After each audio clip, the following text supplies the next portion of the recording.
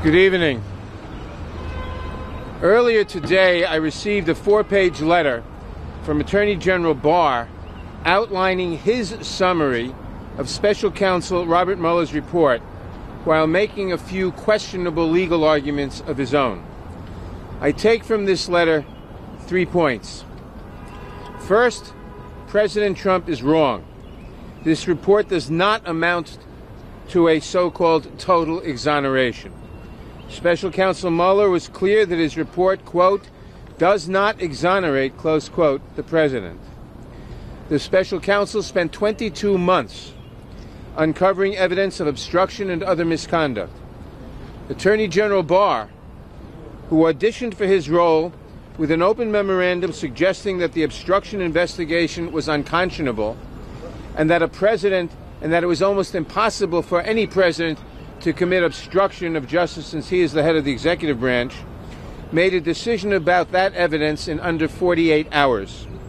His conclusions raise more questions than they answer, given the fact that Mueller uncovered evidence that, in his own words, does not exonerate the president. It is unconscionable that President Trump would try to spin the special counsel's findings as if his conduct was remotely acceptable.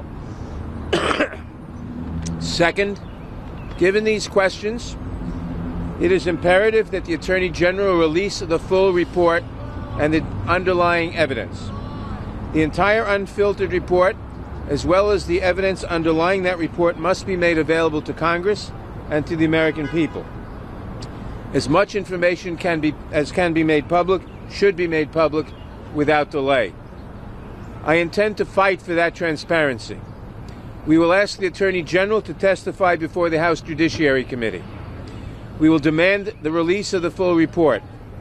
The American people are entitled to a full accounting of the President's misconduct referenced by the special counsel.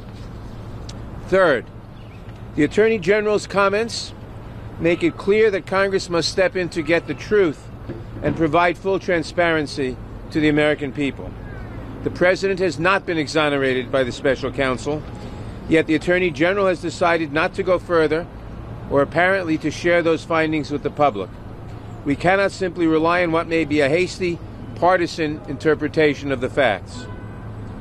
Earlier this month, the House passed a resolution calling for full and complete release of the special counsel's report by a vote of 420 to nothing. We now call on the Attorney General to honor that request, to release the report and the underlying evidence, and to appear before the Judiciary Committee to answer our questions without delay.